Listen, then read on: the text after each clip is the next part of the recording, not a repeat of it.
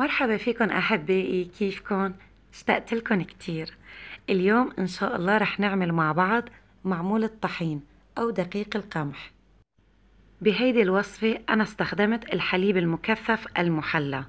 طبعا للناس المبتدئين بشغل المعمول أنا بنصحكم بهيدي الوصفة. وصفة يعني بمعنى الكلمة هشة، وبتمنى إنها تعجبكم. رح حاول بسط الوصفة على قد ما بقدر كرمال الناس اللي بتعمله لأول مرة، وكرمال الناس اللي دايما بتحس انه عملان المعمول شي معقد وفي تفاصيل كتير. المعمول كتير سهل، بس لو عرفنا الخطوات بالترتيب، وليه بنعمل هيك وليه ما بنعمل هيك، وعرفنا كمان المقادير المظبوطة يلي بتعطينا القوام يلي نحنا منحبه. تابعوا الفيديو لأني ذكرت فيه كل التفاصيل والخطوات لنجاح هيدي الوصفة. إذا عجبتكم فكرة الفيديو لليوم ما تنسوا تضغطوا على زر اللايك وتشتركوا بالزر الأحمر يلي بأسفل الفيديو تنكبر عائلتنا الحلوة أكتر وأكتر. ويلا تنبلش الوصفة. بداية رح نبلش نعمل العجين. بدي 7 أكواب من الطحين أو دقيق القمح. استخدموا أي كباية متوفرة عندكم بالمطبخ، بس عشرت الكباية اللي بدنا نبلش فيها بدنا نخلص فيها كل الوصفة. وطبعا ما في داعي أبدا نحضر الحشوات قبل العجين، لا أبدا، لأن الخطوات رح تكون متتالية. رح ضيف على طحين مباشرة نصف ملعقة صغيرة من المستكة، تعطيها ريحة كتير طيبة.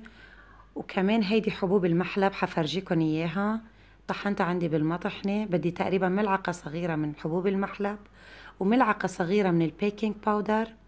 هلا عندي المواد الجافة صارت جاهزة، بحركن مع بعضهم. هلا رح ضيف عليها السمنة.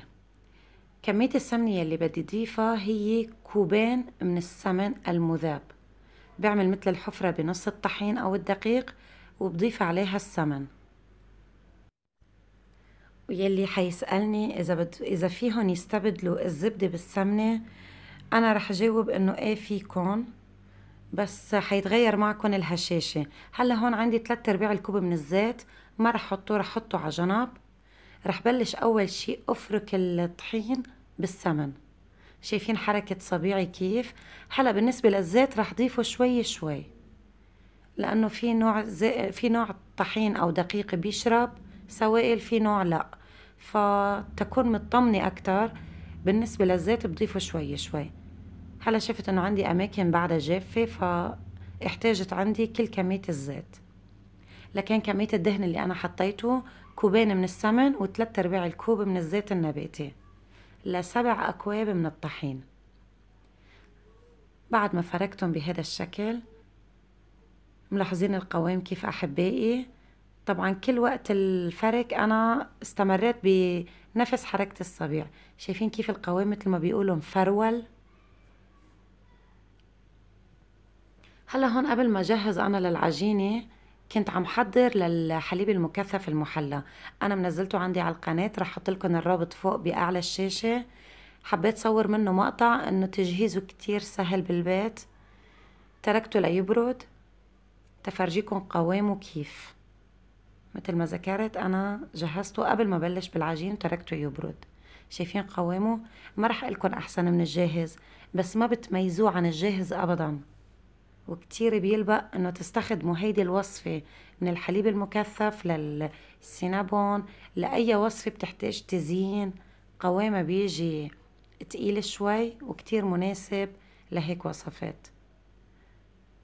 ويلي ما بده يستعمل الحليب المكثف فيكن تستبدلوا نفس الكمية، بدل كوب من الحليب المكثف بتحطوا كوب من القطر أو الشيرة أو الشربات، حسب ما بتسموها انتو بدولكن.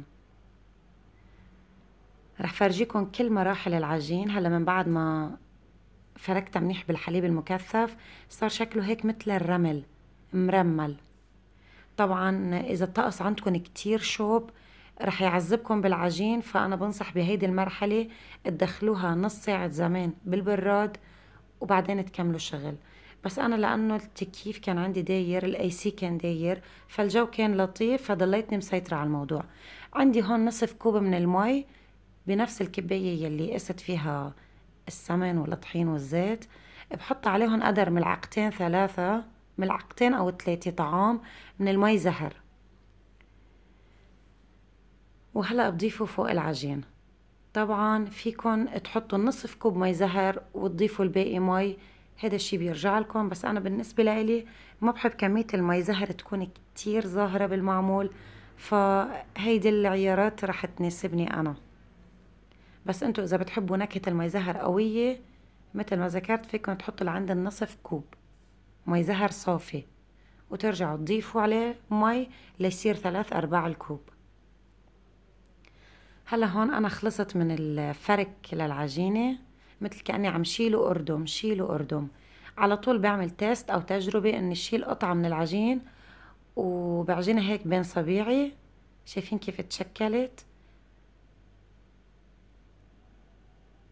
وللتأكيد بحطها بالقالب تشوف إذا رح تطلع بسهولة وما يكون فيها تشققات وشكلها مظبوط 100%. تمام، هذا اللي أنا بدي إياه، عجينة مظبوطة ومكونات مظبوطة 1,000,000%. هون بهيدي المرحلة ضروري أنا ريح العجين بالبراد، ما فينا نستغني عن هالخطوة أبدا إن كان صيف أو شتاء. بهيدي الأثناء رح حضر الحشوات. رح بلش بالتمر، رح حط قدر ملعقتين من اليانسون، طبعا طحنتهم، أنا بحب أطحن المطيبات عندي بالبيت، وملعقة من الشومر، وحتى القرفة أنا رح أطحنها عندي كمان بالبيت، بدي تقريبا ملعقتين طعام من القرفة. ما بتتخيلوا الروايح يلي هلأ لافة المطبخ لاف، بس تطحنوا المطيبات عندكم بالبيت صدقوني بتعطي فرق 180 درجة. لكن ملعقتين من القرفة وقدر ملعقة طعام من السمنة.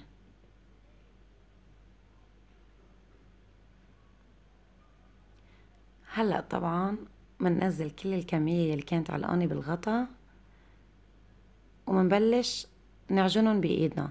أنا لأنه التمر عندي طري فبينعجن معي بإيدي. إذا التمر عندكم قاسي، أنا أحيانا كان يجي التمر عندي قاسي فكنت حطه بالفرامة، أو أهلنا بمصر بيسموها الكبة، افرموها فيها بتسهلوا على حالكم الشغل. ويلي ما عنده فرامة حطوها بمقلاية تيفال على الغاز، كمان بتطرى معكم كتير. هون بدي حضر حشوة الجوز. بالنسبة لحشوة الجوز أنا بفضل إذا المعمول كميات كبيرة إنكم تحمصوها شوي بالمقلاية على الغاز.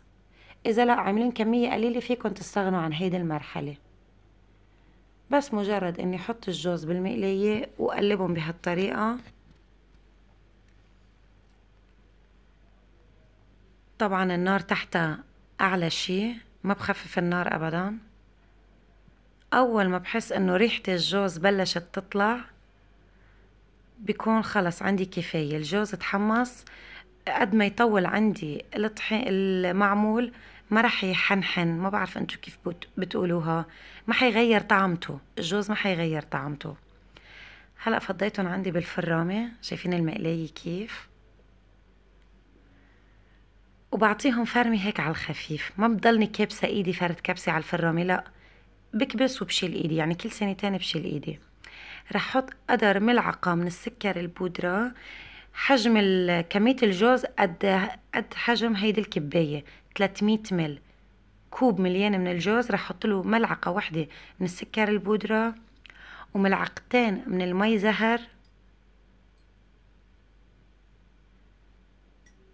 وقدر ملعقة واحدة من المي ورد. هيدي الحشوة مستحيل تحجر معكم او تقسى معكم لو قد ما طول معكم المعمول. وملعقة صغيرة من السمنة، السمنة بحرارة الغرفة، وبلش افركهم بايدي اضبط من الملعقة، بشدهم هيك بايدي، اذا تشكلت معناتها تمام، اذا ما تشكلت ارجعوا ضيفوا لها ملعقة من السمنة لحد ما اذا تشكلت هيك بين ايديكم وتكورت معناتها خلص تمام. هلا هون انا بلشت كور بالحشوات. طبعا العجينة المعمول بدها تضل عندي اقل شي ساعة بالبراد، بهيدي الساعة انا بكون حضرت الحشوات، فالخطوات رح تكون متتالية. كورت عندي التمر. السمنة بيعطيها ملمس جدا رائع للتمر، بيخلي طعمها هيك مثل الكريمة بتمكن انتو عم تاكلوها. وكمان رح شكل حشوة الجوز. بهالوقت صار مارق الساعة، طلعت عندي العجينة من البراد. رح فرجيكم هلا اول ما ببلش افركها. شايفين قاسية شوي، يعني لو تركتها اكتر من هيك بالبراد كان ما رح فيني اعجنها بالهين، كانت صارت حجر. فساعة كفاية. رح بلش ارجع افركها بين ايدي. بهيدي المرحلة ما تضيفوا سوائل ابدا، مجرد الفرك بالايد. حرارة الايد رح ترجعها عجين. ببلش اعملهم قطع بهالشكل على حجم على حسب حجم القالب يلي عندي اياه. انا القالب اللي عندي كبير شوي، فبدي اعمل حساب كمان انه رح ينحط فيه تمر. انتو على حسب حجم القالب يلي متوفر عندكم. بالنسبة للقالب انا بفضل الخشب على البلاستيك. اذا عندكم البلاستيك الرسمة فيها غميقة كمان بيكون كتير منيح، بس اذا لا انا بفضل تستعملوا الخشب. شايفين ما شاء الله الرسمة. وبالنسبة للتمر ما تلحقوا القوالب الصغيرة لانه كتير حيعذبكم وحيطول معكم بالشغل. القالب بهيك حجم كتير مناسب، وبتخلصوا الكمية بسرعة ومن دون ما تحسوا، وحتكونوا كتير مبسوطين انتوا عم تعملوا المعمول العيد، وبكفي الجو يلي بتعطوه بالبيت. عائلتكم والولاد رح يكونوا كتير مبسوطين انتوا عم تعملوا هالوصفات، ان كان برمضان او بغير رمضان، قبل عيد الاضحى او قبل عيد الفطر. بيعطي جو رائع. شايفين النقشة ما احلاها. تحافظ انا كمان على هيدي النقشة ضروري ارجع بردها من بعد ما شكلهم بالقالب او بالقالب مثل ما بتسموها. هلا اذا علقت معكم بالقالب فيكن تدهنوا قلب القالب بشوية من الزيت النباتي. بتجيبوا فرشاية اللي بندهن فيها زيت بالصواني، وبتدهنوا فيها وما حتعذبكن ابدا بوعدكن. في ناس بتفضل انها ترش رشة طحين. صراحة انا بحس الطحين رح يعلق عليها وممكن يبين عليها من بعد الشوي، فما بفضل الطحين. انا بفضل دهنة بسيطة من الزيت، بتضمن لي انه المعمولة ما تعلق بقلب القالب وقت اللي بدي اقلبها. ومثل ما ذكرت قبل شوي، للناس اللي حابة تستبدل السمنة بالزبدة، او للناس بتجيني احيانا في بعض الأسئلة بتجيني إنه يا ليلى شو هي السمنة؟ في بعض الدول مثل دول المغرب العربي السمن هو عندهم شي مختلف تماما. السمنة هي إنه نحنا ناخد الزبدة ونسخنها على النار كتير، نسخنها لمدة طويلة شوي لحتى تفصل الحليب عنها وتصير شفافة على لون أصفر. وبعدين بتتصفى عنا شي بيسموها أهلنا بمصر المرتة. هيدي المرتة بياكلوها على الترويقة مع البيض أو الفول، بيحبوها كتير. فيلي عنده زبدة عادي جدا فيكن تحولوها للسمنة قبل ما تبلشوا تحضروا الوصفة وتتركوها تبرد أو تفتر بحرارة الغرفة. شايفين من بعد ما خلصت تشكيلهم أنا حطيتهم بالبراد. بهيدي الطريقة أنا بضمن مش بس 100%، 1,000,000% إني حافظ على النقشة وما تروح النقشة مني خلال الشوي. بهيدي الأثناء أنا شعلت الفرن وبلشت أعمل حشوة الجوز كله بنفس الوقت عم بيصير. يعني صينية الحشوة التمر صارت بالبراد، شعلت الفرن لأنه أنا ما بدي أحطهم بالبراد أكتر من 10 دقايق، والفرن ضروري يكون محمى مسبقا أقل شي 10 دقايق. فبهيدي الوقت أنا عم بعمل المعمول المحشي بالجوز. عملتهم بهيدا القالب يلي حجمه صغير كتير مهضوم، يعني بتحسوا كل حبة من هيدي القالب عبارة عن لقمة. صراحة هذا الحجم أنا كتير بحبه، بس بياخد وقت. مثل ما اتفقنا معمول التمر اعملوه بالكبير تا ما تطولوا كتير بالشغل. حتى حشوة الجوز معمول المحشي جوز صار جاهز عندي، كله صار تمام وجاهز. هلا بطلع صينيتي من الفرن من البراد عفوا، مباشرة على الفرن المحمى مسبقا على درجة حرارة 250، شاعل من فوق ومن تحت. شايفين مفاتيح الغاز؟ 2 شاعلين من فوق ومن تحت، بس لحتى حافظ على الرسمة وما تروح من الرسمة خلال الشوي. ومثل ما لاحظتوا أنا ما حطيت خميرة أبدا بالعجين. شايفين اللون اللي أنا طلعته؟ بالنسبة للون كمان هذا الشيء اختياري، فيكن أنتوا تغمقوا اللون على قد ما أنتوا بتحبوا، بس نحن المتعارف عنا أنه المعمول بيجي لونه فاتح مايل على بياض، بيشبه شوي بالقوام تبعه المعمول بالسميد. شايفين هذا الصحن الأبيض يلي بنسكب فيه رز؟ أنا دخلته مثل ما هو على الفرن، بتصدقوا؟ ولا انكسر ولا صار فيه أي شيء أبدا، يعني اعتبرته صينية ودخلته على الفرن. ما بعرف ليش نحن وصغار معودين انه هيك صحون ما لازم تدخل على الفرن، يمكن تطق يمكن تنكسر، ولا انكسر ولا اي شيء. هلا فيكن تزينوها بالسكر البودرة اذا بتحبوا، فيكن لا تكتفوا بالحشوة التمر يلي فيها، بس طبعا يلي محشي جوز او اذا عبالكن تحشوها فستق حلبي ضروري كمان تتزين على وشها بالفستق الحلبي. شو رأيكم بهالصحن؟ ما بتحسوا شي ملوكي كأنه جاي جاهز من برا من أفخم محلات الحلويات؟ صراحة ولا أروع من هيك. وإذا بحكي لكم على ريحة المعمول بسبب المحلب والمستكة يلي ضفناه للعجين، ما بتتخيلوا الريحة نزلت لتحت على الحارة. وطبعا نوعية السمنة بتأثر كتير كتير على النكهة. كل ما كانت السمنة أطيب وتكون السمنة حيوانية، كل ما كان المعمول طلع عندكم بريحة وطعم أطيب. ريحة وطعم، ما خصوا بالقوام. انتوا مجرد ما تحطوا السمن رح تحصلوا على الهشاشة يلي أنا عم بحكي عنها. بس كل ما السمنة كانت أطيب كل ما طعمة المعمول كانت أطيب. هون فتحت لكم قلبها من جوا، هيدي حبة الجوز، كمية الحشوة فيها ممتازة جدا، مناسبة لا كتير قليلة ولا كتيرة، لأنه رققت عجينة معمول الجوز كتير رققتها لأنه القالب كان عندي صغير، فطلعت كمية الحشوة يلي بقلبها رائعة. ما بعرف ليش مبينة كأنها لحمة مفرومة، حدا حاسس مثل ما أنا عم حس؟ هيك الكاميرا عطيتها إضاءة، لأنه صراحة أنا خلصت شغلي من بعد المغرب فالإضاءة تغيرت شوي. هيدي الحبة الكبيرة صراحة أنا انغرمت فيها. أنا أساسا بحب التمر، فكل شي بالتمر أنا كتير بحبه. هلأ رح أفتحها قدامكم بس لحتى هيك تحسوا بملمس العجينة تبعها كيف بتفتفت.